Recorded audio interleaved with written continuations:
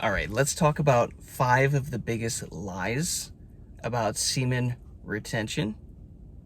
We're just have a little chat about them because these are pretty popular beliefs from the community that is against semen retention. So let's have a little chat. I'll be giving you my perspective from currently 283 days of my semen retention streak and having spent years doing this practice on and off, but it's by far my PR. If you enjoy this content, guys, follow along. I set a challenge for myself to hit 365 days of semen retention on this streak. I've got under 3 months left now, and I'm documenting the journey. So follow along if you enjoy that. All right, so 5 of the biggest lies of semen about semen retention. Number 1, it's not real. It's just placebo. It's not real. It's just placebo. This has been a big one. I've watched enough videos of everybody losing their shit in comments from guys that are making videos around this topic. And I'll say this. There absolutely is a real physical benefit to semen retention, guys. Once you start to learn what actually happens as a man when you are releasing to create another life, your body thinks when you ejaculate you are creating another life, guys. So it pulls the best cells from every part of the body to put in this wonderful concoction to create a life, to give that thing the best shot at survival, right? That's very real. That's a physical benefit. Look into the nutrients and all these nutrients and the proteins and the what word am I thinking of? The stem cells. Like, looking at everything that is actually in these fluid that is good for your body. It's like, okay, what happens when I release that? Oh, I don't get to use it anymore. Okay, so it's not use it or lose it. It's use it and then you lose it. So there's a real physical benefit to semen retention. The testosterone improvements. I read about that in the Semen Retention Miracle book. You can find that under my playlist section where I read through those chapters. But it's not real. It's just placebo. Now here's a little bit of a mind fuck. Technically, everything in life is a placebo, meaning if you believe it to be true, it'll happen. But there's a personal level to it and there's a collective level. Like, if the collective consciousness believes in something enough as a whole, that thing happens, right? And you have to live and abide by that thing.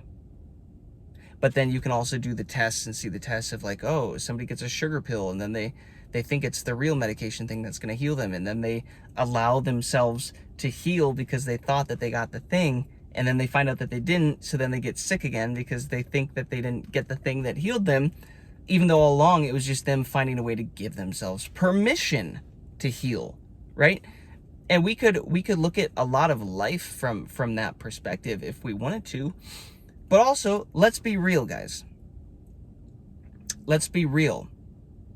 If semen retention has an aspect of placebo to it, that the collective community, the collective consciousness of men believes that it is beneficial, wouldn't it just make sense to lean into that and take advantage of that anyways? Right? So this whole argument of, like, it's placebo, it's not even worth doing, or it's not real, there aren't real effects from it. It's just a dumb conversation. It's just literally a retarded conversation to be having. It doesn't matter. Look at the average man doing semen retention. What is it doing into his life? What impact is it having? The 99% of the men out here are having their lives changed and improved with semen retention. So this whole argument around, it's placebo, you don't even do it, just do it with your mind. It's like, okay. But what I'll say is this too, guys. From my work with Dr. Joe Dispenza and studying all of his stuff, it's like, yeah, there is a point where if you can lock in on your mind, your mentality, your feelings, your emotions, your brain, and your heart coherence, and be locked in 24/7, you can supersede the physical elements, right? You can operate outside of Newtonian physics, Newtonian law, yes. But how many people are actually able to keep that up 24/7, 365. Not very many. Right? So if that's the case, then you might as well pair the mindset and the internal shifts and all that with actually doing the physical thing that is working for the collective consciousness. So that's my argument against that. It's just funny watching everybody try to justify it. Oh, it's placebo. Don't do it. Well, that's really stupid, and I would call that a lie. That's not worth listening to. Anyways, that's the first one. Let me know what you guys think about that one. Drop it in the comments. Do you think semen retention is just placebo and it's not real at all? Doesn't actually have any physical benefits. It's all in your head. And are you viewing it more from the Newtonian 3D or like the 4D, 5D that transcends it? Like, just give me your perspective on that. Number 2, semen retention causes dangerous and destructive energy, like anger and restlessness. Semen retention is dangerous because all this pent-up sexual energy, it's not good for men. I think that's absolutely stupid. We as men, we're supposed to be able to hold and harness anger and like confront dangerous situations and like have the energy and the balls to approach those things, right? You want to know why society is so screwed up, guys? It's because it's convinced a lot of men to become betas, to not lean into their masculine energy. We've been conditioned to believe that masculine energy is a bad thing, guys. Showing up as an immovable object and like pushing back against things is a bad thing. But is it actually bad, or is that just how we've been trained? You know, like culture and society is trying to feminize us. So yeah, they're gonna call semen retention dangerous and destructive. Yeah, it probably is that if you're somebody that doesn't want men to truly find their power and lock in. It's probably dangerous and destructive to you.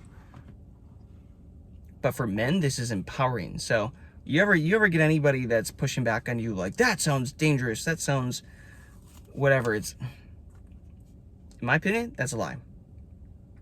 Number 3, you have to release to prevent prostate. C word. We'll say, I don't know if I can say it without the video getting flagged. Prancer. Swap the PR with a C. You have to release to prevent prostate prancer. There is a book that I read on this on my channel. Go find it. It's called The Semen Retention Miracle. I have a playlist on this channel. Hit pause, go look for it. It's where I read through books, chapters of books. And I read through all 11 chapters of the Semen Retention Miracle. And there's a chapter where we got into all about the belief that you need to release to prevent the prostate prancer. And it, line by line, completely undid that and presented a counter argument that makes so much sense. And where it landed for me is like, dude, there is not enough evidence on this. Why have there not been more clinical studies and trials on this? There's like one from way long ago that wasn't done on enough people, that wasn't done long enough, and there's no correlation to anything. In fact, there's actually some argument for the opposite correlation, that increased releasing ejaculation actually led to more of it. Very interesting stuff. And you just have to ask yourself, well, let me, instead of just being pushed along with what everybody says, what everybody tells me to do, let me go do my own research and establish my own opinion. Instead of just listening to anybody and everybody that breathes on the subject, let me build my own conviction. Because, I don't know, just something to think about. It's like, if you didn't want men to be walking in their power, and you knew that if they held their sexual energy in, they would have more power, wouldn't you maybe want to find as many ways as possible to convince them to release? Just a thought. Let me know what you think about in the comments section. Is that right or is that incorrect? Number 4. Women are a liability and never an asset. This is another one of the biggest lies of semen retention. Now, I will say this. The average woman in this world, I would probably consider a liability and not an asset. A lot of these hoes out here, guys, they are not assets. They got asses, but they ain't assets. They're liabilities. I've experienced too many of them in my life up until now to be fooled by that again. But the right woman will be an asset, and they are out there. They are just in the minority. In the same way, guys, that you and me doing this sexual transmutation practice, this semen retention, we are among the minority of the men. And so women might say, well, men have lost their masculinity and blah, blah, blah. It's like, that might be true of a lot, but then there's outliers like me, like you guys that are doing this, that are leveling up, are using this energy to learn and grow and heal and develop and build.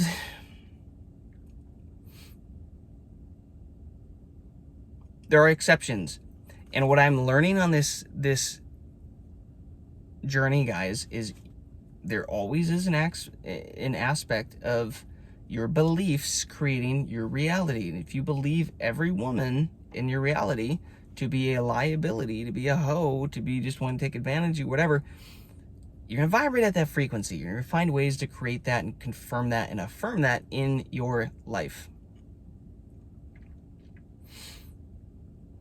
But just start to consider, are there women in this world that actually just want to be wifed up, that have sexual integrity, that have morals, that haven't been hooking up, sleeping around, just like creating so many soul ties and energy ties that they're incapable of pair bonding with you, right? Are there women that haven't been sucked into all that? Yeah, there are. And my belief and what I'm trusting is that as I continue to lean into that for me, raise my energy and raise my life and become a better version of myself, I will inevitably attract those types of women. And those women, guys, that actually want to go all in on you and support you, and they would rather not be the one going doing the stuff, but buy into a man and support him to build and grow and lead and create for them. There are women out there. Not all women are liabilities. They absolutely can and will be assets. You just got to be very intentional where you're looking, how you're trying to find them, and that you pre-qualify them to make sure that they actually are that type of woman. So am I saying the majority of women are that? Hell no. But am I saying that they're out there even if they're a minority? Yes. Yes, I am. So I would consider that a lie. The 5th lie about semen retention. It's unhealthy and it's a disorder. Like a sexual disorder. Like an eating disorder almost. And again, guys, this right here, by the way, is why I'm very adamant to say, move in silence. If you're on semen retention, don't talk about it with people that don't get it. They have no idea. They're going to respond in some dumbass way. Oh, well, it's unhealthy. Isn't that unhealthy? Oh, why did I just switch to a Mickey Mouse? Oh, a Mickey Mouse voice. It's unhealthy. It's a disorder. No. Most people aren't doing their research, guys. The amount of hours that I've spent consuming content for the 9 months on this, and then doing research and reading books and putting all this together and learning from different cultures and perspectives and Eastern philosophies and all this stuff, I am more convinced than ever that it is absolutely the healthiest thing that a man can do, and that is the opposite of a disorder. It is order at its finest. But we live in a world where up is down, down is up, hot is cold, left is right. truth is a lie, lie is truth, right? Everything's inverted. So no, I would consider semen retention the furthest thing from a disorder. It's just wildly misunderstood, and nobody has talked about it and been educated and learned about it. And think about it too, like this, guys. Why the F, as men, did we not learn about this in school? Why weren't we taught about this? Of all the things that they taught us, why as men were we not taught how to harness our sexual energy? I don't know. You could look into who created the education system. You could look into that. Maybe they wanted a nation of workers and not thinkers, and not men that are empowered to question and build and grow. And you could look into that if you wanted to. Maybe go check that out. But in my opinion, that is an absolute lie. That is unhealthy. That it's a disorder. Do your own research on all this, guys. But let me know what you think about these 5 lies. I would consider these 5 of the biggest lies about semen retention. Again, it's just a placebo. It's not even real. Semen retention causes dangerous and destructive energy. We shouldn't do it. You have to release to prevent prostate cancer. Women are a liability. They're not assets. And 5, SR, it's unhealthy. It's a disorder. Let me know what you think about that stuff. Hopefully this is helpful. That's 283 days on this streak. I'll catch you in the next one. Peace, love, abundance to all.